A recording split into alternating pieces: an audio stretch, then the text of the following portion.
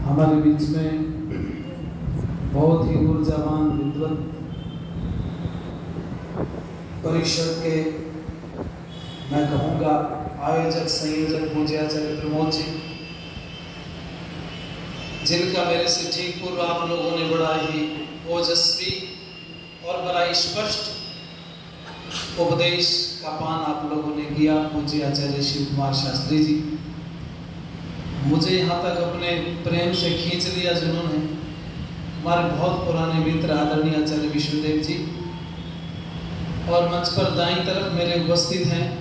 कई वर्ष बाद दर्शन करने का अवसर प्राप्त हो रहा है, जिनसे बहुत कुछ हमने सीखा। हमारे गुरु जी आदरणीय कर्म सिंह जी ढोलक पर साथ दे रहे हैं, चूंकि मेरा जो वादक है उसके कान का ऑपरेशन हुआ तो डॉक्टर ने मना किया भाई 1 महीना इसका छोड़ दो। तो हमने कहा किसको पकड़े, तो हमने कहा गुरु जी से। गुरु जी ने कहा भाई जा कोई नहीं वहाँ, हमें कोई बात नहीं। तो जिन्होंने मेरा हाथ पकड़ करके सारी समाज में ABCD सिखाई, कुछ लेके आए, हमारे गुरु जी आदरणीय महात्मा कल्याण जी जो ढोलक पर साथ दे रहे हैं, मैं उनका ऋणी। और आर्य समाज मॉडल टाउन से हमारे बीच में उपस्थित हैं, जो निरंतर आर्य समाज के कार्यक्रमों को सोशल मीडिया पर प्रचारित भी करते हैं और बहुत अच्छा काम कर रहे हैं। बहुत पुराने साथी हमारे आदरणीय सूर्यदेव विधांशु जी, यहाँ उपस्थित अन्य सभी विद्वत मंडल में क्षमा प्रार्थी हूँ कि सबके नाम लेने में असमर्थ हूँ। हमारे गुरुकुल के सभी ब्रह्मचारी महोदय, और सबसे बाद में आप सबके चरणों में नमन करता हूँ। इस भारत की अर्थव्यवस्था का आधार पूंजी में बंदरी मातृशक्ति। स्त्री आर्य समाज डोगरान हिसार में कार्यक्रम आप लोगों ने रखा। मैं 2 बार पहले हिसार आने का मौका मिला आदरणीय सूर्यदेव जी के आर्य समाज में, और इस बार फिर आपने तीसरी बार मुझे हिसार आने का अवसर मिला है। तो बहुत सारे चेहरे देखे भाले भी भूल जाते हैं कि समय काफी हो गया। 2016 में मैं शायद आया था आपके यहाँ पर, उसके बाद से व्यस्तता बहुत है, निरंतर कार्यक्रम लगे, फुर्सत नहीं, चूंकि शुद्धि के बहुत सारे कार्य हैं उनको संभालना पड़ता है। बीच में उठ के जाना पड़ा क्योंकि एक रात का एक केस हुआ है, तो इसलिए मुझे बीच में से जाना पड़ा, डील करना पड़ता है सब। उन सब से हट करके आओ, थोड़ी देर बैठ के चर्चा करते हैं हम लोग। और आचार्य जी ने बहुत सारी बातें हमें आज भूमिका के रूप में कार्यक्रम के बीच में रखी। आचार्य जी ने एक बात बोली कि हवन हम करते हैं और लक्ष्मी किसके पास है? अरे बोल दो, भूले या याद है आपको? इंग्लैंड और अमेरिका के पास। आचार्य जी की बात ठीक है, अटल जी की तरह मुझे तो सबकी बात ठीक कहने की आदत पड़ गई थी।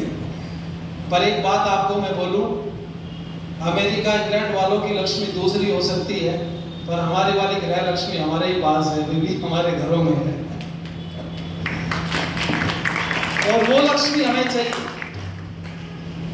हाँ, हम लोग जरूर प्रतिदिन बैठ के परमात्मा से प्रार्थना करते हैं और हम लोग बोला करते हैं कि धन ऐश्वर्यों के स्वामी होने, दास ना क्या बने, बोलो जरा, स्वामी बने, दास ना बने। और मैंने एक शब्द बोला माताओं के लिए, भारत की अर्थव्यवस्था का आधार मैं क्यों बोल रहा हूं, क्योंकि मुद्रा निर्धारण पर बड़ी बार लेक्चर होते हैं यूनिवर्सिटीज में, कॉलेजों में, तो जाते हैं तो वहां सब चीजें रखी जाती हैं। एक बार मैंने टाइटल बोल दिया तो बवाल हो गया, और उन्होंने कहा इसको सिद्ध करो कि तुमने कैसे बोला, भारत की अर्थव्यवस्था का आधार माताएं हैं। तो मैंने कहा जब तुमने टाइटल रखा है कि ब्राजील की अर्थव्यवस्था का आधार गौ है, भारत की अर्थव्यवस्था का आधार माता क्यों नहीं हो सकती है? तो उन्होंने कहा सिद्ध करो, मैंने कर देता हूं। आप सब पढ़े लिखे लोग बैठे हैं, आपको जानकारी होगी, दुनिया में जो मुद्रा का निर्धारण होता है वो गोल्ड से होता है, सोने से होता है। जिस देश के पास जितना गोल्ड होता है उसका रुपया उतना मजबूत होती है, उसकी करेंसी उतनी मजबूत होती है। यानी कि अगर डॉलर की कीमत 80 रुपए है तो हमारे पास 1 किलो सोना है, तो जिनके डॉलर की कीमत 80 रुपए उनके पास 80 किलो सोना है। इसका आप अंदाजा लगा लीजिए। अंतरराष्ट्रीय स्तर पर जो मुद्रा निर्धारण है वो हमारे गोल्ड से होती है। और मैं आपकी जानकारी के लिए बताऊं, अमेरिका और इंग्लैंड दुनिया में सबसे ज्यादा मंदी में डूबे हैं, सबसे ज्यादा। अगर दुनिया में मंदी आती सबसे पहले तो अमेरिका में आती, वही ढोल पीटता है, वही शोर मचाता है और पूरी दुनिया मान लेती है कि दुनिया में मंदी आ गई है। लेकिन मैं आपकी जानकारी के लिए बताऊं, मंदी में पूरी दुनिया के बड़े देश डूबे हैं, पर भारत मंदी में कभी नहीं डूबा। सुन लो जरा, क्यों नहीं डूबा, कब नहीं डूबा, कैसे नहीं डूबा, सुन लो। क्योंकि पूरी दुनिया में व्यवस्था गोल्ड से बैलेंस बिगड़ता बनता है। आ जाएगी तब तक मैं बोलूं, आपको आवाज आ रही? गोल्ड से बैलेंस बिगड़ता है। जो देश विकसित हैं उनकी सरकारों के पास गोल्ड ज्यादा है और जनता के पास कम है। आप ये समझ लीजिए, जिन देशों में सरकार के पास गोल्ड कम है, जनता के पास ज्यादा, वो देश गरीब माने जाते हैं। पाकिस्तान जो हमारा पड़ोसी देश है, उसमें 5,000 रुपए का नोट भी चलता है और आपकी जानकारी के लिए बताऊं 200-250 रुपए लीटर दूध भी बिकता है। अगर हम रुपए से इन सब चीज़ों की तुलना करें, चूंकि मेरा समय सब इसी में बर्बाद हो जाएगा, तो मैं लगाना नहीं चाहता, अपने पॉइंट पर लौट करके आना चाहता हूँ। कुछ चीज़, कुछ मसाला आप लोगों को आज मिल जाएगा और उसको याद करके रखना। मैं आपकी जानकारी के लिए बताऊं, गोल्ड आधार होता है किसी की भी अर्थव्यवस्था का। और दुनिया में भारत को छोड़ करके, हाँ, भारत के आसपास जो सीमावर्ती देश हैं, जो भारत में से ही निकले हैं, उनकी माताओं को मैं नहीं कर उसमें रख रहा हूँ दायरे में, क्योंकि वो भारत का एक हिस्सा है। लेकिन उसके अलावा पूरी दुनिया में स्त्रियों को कहीं गोल्ड इकट्ठा करने की आदत नहीं है। अगर दुनिया में सबसे ज्यादा गोल्ड इकट्ठा करने की आदत है तो भारत की माताओं को है। इसलिए भारत की सरकार डूबती है। सुन लीजिए, भारत की सरकार डूबती है। और जब मंदी आती है, मैंने देखा घरों में एक पुरुष मुंह छुपाए बैठा है। माता जी ने बोला घर में भोजन करो, पतिदेव ने मना कर दिया, भोजन नहीं करूंगा। बोले क्यों? बहुत टेंशन। क्या है टेंशन? 4 महीने बाद बेटी का विवाह है, ये टेंशन। तो उसने कहा टेंशन क्या है? तो उसने कहा 4 महीने बाद बेटी का विवाह है। तो बोलती टेंशन ही, पैसा है नहीं पास में, और मैंने लोन के लिए अप्लाई किया था, बता रहे बैंक वाले बैंक डूब गए हैं, देश की अर्थव्यवस्था बिगड़ रही, मंदी का शिकार हो गए। तो माता जी भोजन लेकर के आई थाली में, कहा भोजन तो करो, विवाह का इंतजाम भी हो जाएगा। पति बोलता झुंझला के कैसे होगा? तो एक कपड़े में और कोने में बांध करके थोड़े से गहने रखे हुए थे, ला करके पकड़ा दिए, जो बेच के काम चला तो काम हो गया। मुझे ऐसा लगता है जब जब परिवार डूबा, भारत डूबा, भारत की माताओं ने उसको उतार करके वापस उसी स्तर पर खड़ा कर दिया। इसलिए दुनिया डूबी पर भारत डूबी।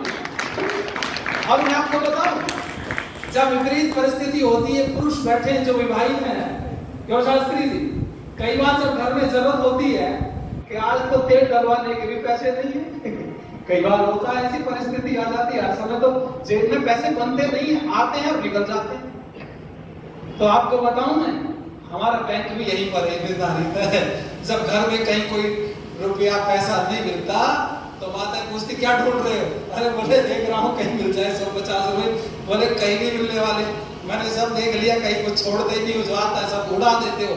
क्या समस्या? बोले स्कूटी में तेल डलवाने के 100 रुपए मिल जाते तो पति ने 500 रुपए देगा, 5-7 दिन का काम चला रहे हैं, उससे पहले का तो मांगना। मुझे ऐसा लगता है कि जो माताएं हैं हमारे देश की, उन्होंने वास्तव में इस भारत को भारत बना करके आज तक रखा है। हाँ, समस्याएं गिरवाएं तो बहुत हो सकती हैं और पूरा दिन 5 दिन उसी में चले जाएं, पर समाधान ढूंढें तो मुझे लगता है कि पहले भी माताओं ने इस देश को बचाया और मुझे लगता है आगे भी इस देश का अगर उद्धार कर सकती है तो माताएं कर सकती हैं। इसलिए एक बार कर्तव्य भरी माताओं के लिए कर दो जोर से बहुत धन्यवाद।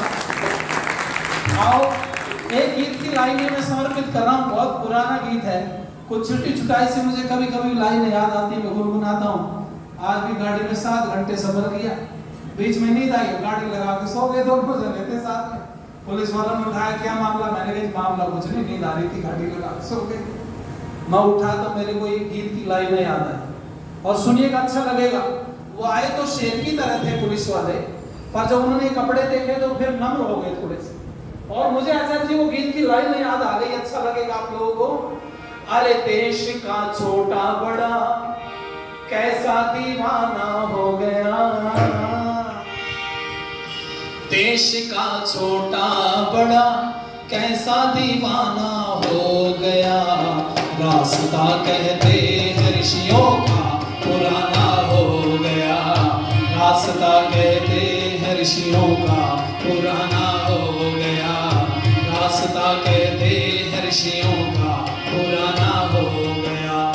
देश का छोटा बड़ा कैसा दीवाना हो गया। देश का छोटा बड़ा कैसा दीवाना हो गया। रास्ता कहते हैं ऋषियों का पुराना हो गया। रास्ता कहते हैं ऋषियों का पुराना। रास आती हैं रसीली होटलों की सब्जियां। रास आती हैं रसीली होटलों की सब्जियां। रास आती हैं रसीली होटलों की सब्जियां। चौका चूल्हा और रसोई कैद खाना हो गया। चौका चूल्हा और रसोई कैद खाना हो गया। देश का छोटा बड़ा कैसा दीवाना हो गया। रास्ता कहते हैं ऋषियों का पुराना हो गया। रास्ता कहते हैं ऋषियों का पुराना। दूध घी रबड़ी मलाई छाछ मट्ठा छोड़कर। दूध घी रबड़ी मलाई छाछ मट्ठा छोड़कर। दूध घी रबड़ी मलाई छाछ मट्ठा छोड़कर। विस्की कॉफी चाय का पीना पिलाना हो गया। विस्की कॉफी चाय का पीना पिलाना हो गया। देश का छोटा बड़ा कैसा दीवाना हो गया। देश का छोटा बड़ा कैसा दीवाना हो गया। रास्ता कहते हैं ऋषियों का पुराना हो गया। रास्ता कहते हैं ऋषियों का पुराना हो गया। रास्ता कहते हैं ऋषियों का पुराना हो गया। इसलिए माताओं, वो देश की डूबती नाव आपने केवल पार नहीं लगाया। एक और आपको गिनवा दूं आपकी विशेषता। मेरी दादी कहा करती थी, बेटे तवे की टंकार 100 कोस जाती है। मेरी समझ में नहीं आया। कोई आए बोले चल पानी लेके जा, दूध लेके जा, चाय लेके जा, रोटी लेके जा। और बैठक पे दिन भर अगर कोई मेहमान आ गया, उधर स्कूल से छुट्टी आ गई, हम सोचते थे 2-4 इधर उधर खेलने जाएंगे, इकट्ठे हो गए और कोई अतिथि आ गया, हमें बड़ा बुरा लगता था। हमने कहा बैठक दूर है, घर पे 2-4 चक्कर मारने पड़ेंगे। नहीं चक्कर लगाओ, शाम को कुटाई होती, पिटाई होती, क्या करें। तो मैं एक दिन झुंझला के शायद 6ठी-7वीं क्लास में पढ़ता था। तो मैंने जग में वो राख से मांझा, मेरी दादी ने कहा मांझ के लेके गए इसको। तो मैंने नल पे बैठ कर उसको मांझा और मांझने के बाद में मेरे दिमाग में आया, मैंने धुल दिया उसको। फिर दोबारा धोना था तो उसमें थोड़ी सी राख लगी रह गई अचानक। मैंने सोचा आज इनको बढ़िया पानी पिला दे, तो उसमें कर लिया। गुस्सा आ रहा था, साथ वाले लड़के खेलने चले। तो मैं जब वहां लेके गया तो वो व्यक्ति समझदार थे। तो उन्होंने गिलास लिया, मेरे से कहा मुझे पानी दे दो। उसमें गिलास के कण थे। तो उन्होंने कहा इधर जल दिखाओ। मैं जल दिखाया तो वहां कोई और नहीं था मेरे के अलावा। तो उन्होंने कहा नल कहाँ है? मैंने कहा नल उधर इनके घेर में भी खड़ा है, पड़ोस वालों के। तो उन्होंने कहा मेरे साथ चल। वो मुझे ले गए। उसने कहा बेटे तेरे को जग मांझना नहीं आता, ऐसे ऐसे मांझते थे, वो साफ कर। वो समझदार मेरे पर बड़ा उल्टा फर्क पड़ा। मैंने कहा हे भगवान, मैं तो इसको गंदा पानी पिलाना चाह रहा था और इसने मुझे जग मांझना सिखा दिया। मैं कहा अच्छा आदमी है। तो मुझे डांटता, मुझे लगा ही डांटेगा, पर मेरे को उल्टा उसके मेरे ऊपर जब इफेक्ट पड़ा तो मैंने वो इस दिन संकल्प ले लिया नहीं। मेरी दादी ने मुझे कहा कि तवे की टंकार 100 कोस जाती, घर में कोई आ जाए तो उसका सम्मान करना चाहिए। मैंने तवा उठा लिया। ये बात 9वीं क्लास की थी, फिर मैं 9th में पहुंच गया और मैंने एक दिन तवा उठा के और उसमें फूंक दी माली शास्त्री जी 2-3। मैंने कहा तू कहती 100 कोस जाती, आवाज घर के बाहर में जाती थी। और तवे पे तो वैसी पपड़ी जमी रहती, काली काली, कहाँ जाने वाली आवाज। और वो वैसे मिट्टी वाले चूल्हे का तवा था, उसमें खूब आग चलती हुई, मोटा हो रहा था बड़ी। एक दादी ने मुझे कहा बेटे भी तो छोटा है, जब बड़ा होगा तब समझ में आएगा। भगवान की कृपा हुई, हमारी समझ में आ गई। तो मैं एक बार छत्तीसगढ़ जा रहा, 2010 की बात, ट्रेन में था मैं। तो मैंने देखा एक नौजवान अंग्रेज है, जब ट्रेन रुकती है तो बाहर खिड़की पे जाता है, फिर अंदर आता है और बार बार ऐसा लग रहा है कुछ ढूंढ रहा है। तो मैंने पूछा नहीं प्रॉब्लम? बोला no problem, I am very hungry, I want samosa. तो मेरे को लगा ये भूखा आदमी है, इसको किसी ने बताया होगा स्टेशन पे समोसा मिलता है। तो मैंने कहा आई हैव ब्रेड, वो ब्रेड रोटी को बोलते। तो मैंने कहा मेरे पास में अगर तुम चाहो तो उसने कहा दे दो, ये अभी ना आपके पास फालतू उसकी भाषा में बात हुई।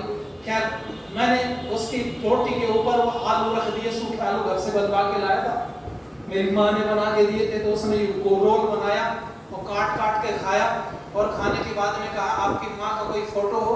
तो मेरे पास वो मोबाइल था, ऐसे वो घूमता था, तो मैं बोला मैंने दिखाई ये फोटो। तो उसने हाथ जोड़े ऐसे गर्दन झुकाई, वेरी ग्रेट मदर, उसने ऐसे बोला। मैंने कहा तुम दिखाओ, वेयर इज योर मदर? तो कहते no no no, she is very dirty lady, बहुत गंदी महिला, उसका फोटो नहीं दिखा सकता। माँ को कोई गंदा कैसे बोल सकता है? तो मैंने उससे पूछा तो उसने बताया कम कपड़े पहनती है, तुम भारत के लोग हैं, तो तुम्हारे यहाँ माताएं बहनें शरीर को ढक के रखती हैं, तो तुम्हारे लिए अजीब सा होगा। तो उसने ये सब बातें बोल करके फिर जो बाद में बोली उसने बात, उसने कहा मेरी माँ मुझे छोड़ के चली गई। मैंने कहा क्यों? उसने कहा मेरा पिताजी मेरी माँ को छोड़ के चला गया, और मैं पैदा हो गया तो मुझे मेरी माँ छोड़ के चली गई। तो मैं तो अनाथ हूँ, कभी कभी मेरी माँ से मेरा कांटेक्ट होता है। और वो कहने लगा कभी कभी बात होती पर मैं उसके पास में नहीं रहता। वो लंबी चर्चा है। मैं लौट के घर आया, और माताओं जो बात मैं आपको बताना चाहता हूँ आपको गर्व महसूस होगा आज। मैं घर लौट के आया, मैंने मेरी दादी की बात डायरी में लिख रखी थी, मैंने काटा, और काट करके मैंने मेरी दादी की बात को काट दिया। तो कहती है तवे की टंकार 100 कोस जाती है, मैंने 100 पर कट मार करके नीचे लिख दिया तवे की टंकार 7 समुद्र पार तक चली जाती है। और मैं भेज के आया हूं आज। जिस व्यक्ति ने मेरे घर से रोटी खाई वो स्विट्जरलैंड में रहता था, डेविड स्टेनर नाम, आज भी कभी कभी मेरी से फोन पर बात होती है, सोशल मीडिया पर हम लोग मित्र हैं, जुड़े हुए हैं। उसने दुनिया भर में जहां भी गया वहां बताया कि भारत का एक नौजवान 2 दिन के सफर पे निकला, घर से रोटी लेकर के निकला, और मैं जब रोटी ढूंढ रहा था तो उसने मुझे रोटी खिला दी। उनके लिए बड़ी बात है, पर मैं कहूं मुझे लगा कि दादी तेरी बात में कितना दम था। अगर हमने किसी को रोटी ना खिलाई होती तो भारत में अतिथि देवों का नारा भी बोलो साकार नहीं हुआ होता। और उस समय पर किसी व्यक्ति ने लिखा, वो सबके काम आने वाली बात है, अरे भूख लगे तो खाना प्रकृति है। सुन, अभी माता जी ने बहुत आग्रह किया पूज्य शास्त्री जी से कि कुछ भोजन ले लो, कुछ अल्पाहार ले लो, आचार्य जी ने मना कर दिया। और बड़ी बात है, भूख लगे तो खाना प्रकृति है, भूख नहीं लगे तो खाना विकृति है, और दूसरों को खिला करके खाना ही तो भारतीय संस्कृति है। और जो दूसरों को खिला करके खाता है वो सदा खिलखिलाता है, और जो दूसरों को खिला करके खाता नहीं वो कभी खिलखिलाता नहीं। देखो ऐसे लोगों को आप लोग जाकर के, हम लोग ये श्रावण मास में बैठ करके यहाँ श्रावणी कार्यक्रम को मना रहे हैं, पूरे देश भर में होते हैं। और ये 1 माह हम लोगों का पूरे देश भर में कार्यक्रम आर्य समाज का चलता है। पर आपकी जानकारी के लिए बताऊं, ये 1 माह नहीं था, ये 4 माह थे, और 4 माहों को मिला करके विद्वत रिजल्ट जानते हैं, इसको चातुर्मास बोला जाता है। ये चातुर्मास आज सब जगह समाप्त हो गया, पर जैनियों में चल रहा है। हमारे यहाँ 1 महीने का चलता है, पर मैं आपको बताऊं ये चातुर्मास 4 महीने चलता है, और श्रावण महीने में प्रारंभ हो जाता है, अर्थात आषाढ़ के समापन पर ये शुरू हो जाता है। कारण क्या है? कारण ये है, आप सब जानते हैं, भारत के विषय में जब हमने पढ़ा, हम छोटे छोटे थे, तो पुस्तकों में लिखा हुआ है भारत कृषि प्रधान देश है। आपने भी पढ़ा है सब, है ना? भारत कृषि प्रधान देश है, और दुनिया जानती है कि जब बरसात शुरू हो जाती है तो खेती बाड़ी में काम कम हो जाता है। हमारे ऋषि मुनि बड़े विद्वान, बड़े समझदार थे, उन्होंने वेद से इन चीजों को निकाला, और निकाल करके लोगों के सामने रखा।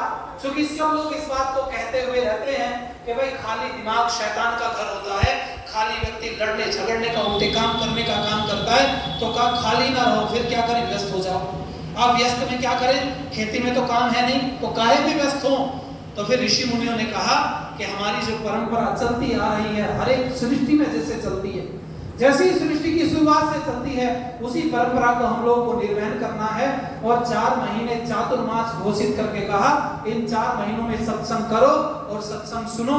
और वहां पर एक लाइन और जोड़ दी गई कि चातुर्मास में या सावन में सत्संग सुनने का बड़ा महत्व है, ऐसे बोला गया। कारण क्या है? अगर महत्व शब्द नहीं जोड़ा गया तो आदमी हल्के में ले लेगा, हल्के में लेगा तो सुनेगा नहीं, सुनेगा नहीं, खाली रहेगा, खाली रहेगा, झगड़ा करेगा, झगड़ा करेगा, पतन हो जाएगा। पतन से बचने के लिए ऋषियों ने बहुत बढ़िया व्यवस्था की। और ये कार्यक्रम कितना पुराना है हमारा, क्या बताऊं? जहां हम लोग बैठे हैं ये कितने वर्षों से चल रहा है कार्यक्रम? 25 वर्षों से, 35 वर्षों से कार्यक्रम चल रहा है और आज भी अच्छे तरीके से चल रहा है। तो आप धन्यवाद के पात्र हैं, एक बार ताली बजा दीजिए। पर आज ये भवन में तो 35 वर्षों से सत्संग चल रहा होगा इस परिसर में, पर हमारा जो सत्संग चल रहा है वो आप सब लोगों को पता है पर भूल रहे हो। वो सत्संग को चलते हुए 1,96,08,53,125 वर्ष हो गए हैं। क्यों हो गए हैं? क्योंकि सृष्टि की शुरुआत में जब परमपिता परमात्मा ने वेद का ज्ञान ऋषियों को दिया और ऋषियों ने वेद के मंत्रों को बोलना शुरू किया, एक ने वेद मंत्र बोले और बाकी वालों ने सुने। जब वेद बोला गया और वेद सुना गया तो वो सत्संग नहीं हो रहा था, तो और क्या हो रहा था भाई? इसलिए हमारे यहाँ पर सुनने सुनाने की परंपरा है। और मैं आपको बता दूं, ये श्रावण जो शब्द है ना, ये श्रवण से बना है और श्रवण माताओं सुनने को कहते हैं संस्कृत में। अर्थात सुनने का महत्व बताया गया कि सुन करके परिपाठी को आगे लाया जाए। अच्छा मुझे एक बात बताना, हम तो कम से कम बड़े सुनने वाले हैं। मुझे नहीं पता दुनिया में किसके ऊपर कितना भार है, पर हमारे ऊपर सुनने का बड़ा भार है। और वो आपको मैं याद दिला दूं, जरा आपको भूल रहे हो, स्वामी दयानंद सरस्वती जी ने आर्य समाज की स्थापना की। हम आर्य समाज में बैठ के सत्संग कर रहे हैं, ठीक है जी। स्वामी दयानंद सरस्वती जी का निर्माण किन्होंने किया था? आप सब जानते हैं। क्या नाम था बच्चों? स्वामी दयानंद सरस्वती जी के जो गुरु थे आध्यात्मिक, क्या नाम है उनका? गुरु बिरजानंद दंडी जी थे, प्रज्ञा चक्षु, है ना। गुरु बिरजानंद दंडी जी के गुरु कौन थे? चलो ये परंपरा किसी और दिन रखेंगे, इस विषय को यहीं रोक लेते हैं। पर मैं आपकी जानकारी के लिए बताऊं, एक नौजवान गले तक पानी में खड़ा हो जाता था और खड़े होने के बाद गायत्री का जप करता था और गायत्री का जप करने के बाद में वहां से फिर बाहर निकलता था। ऐसे परंपरा बहुत दिनों तक चलती रही। एक व्यक्ति ने वहां पर बैठ करके कुछ मंत्रों का, सूत्रों का पाठ किया और वो लगभग 4000 सूत्र जब उसने बोले तो ऐसा नहीं था कि एक दिन में एक बार सुन करके याद किए। शायद भ्रांति है, इसको थोड़ा सुधार किया जाए। उन्होंने उसको कई दिन तक सुना होगा, क्योंकि वो भी प्रतिदिन वहां जाप करते थे और वो भी प्रतिदिन वहां पोथी खोद करके पासता था, याद करता था। तो इनको जब याद हो गए, इन्होंने उससे कहा मेरे से सुनो, और सुन करके पता चला एक दो त्रुटियां मुश्किल से थी 4000 सूत्रों में। आप सोचो, एक दो त्रुटियां मुश्किल से। दूसरे का तुम तो कमाल हो, मैं प्रतिदिन पाठ करता हूं, मुझे याद नहीं हुआ और तुमने सुन करके याद कर लिया। क्या शब्द बोला मैंने? सुन करके। अरे बोलो, क्या बोला? सुन करके। अच्छा एक बात बताओ, गुरु बिरजानंद जी ने सुना ना होता तो उनका निर्माण ना हुआ होता और दयानंद सरस्वती जैसा शिष्य न होता, आर्य समाज की स्थापना न होती, हम जैसे बैठ करके विद्वान न बनते और आप जैसे बैठ के श्रोता न बनते। इसलिए हमारी परंपरा अगर शुरू हुई तो सुनने से शुरू हुई और गुरु बिरजानंद जी ने सुना और हम तक वो सारी बातें पहुंची। और गुरु बिरजानंद जी के विषय में अगर आप जानना चाहते हो तो सुनने का कितना बड़ा ऋण है हमारे ऊपर, तो आओ पहले कुछ गीत की लाइनें गुनगुनाते हैं, आप लोगों को अच्छा लगेगा। सुनिएगा जरा।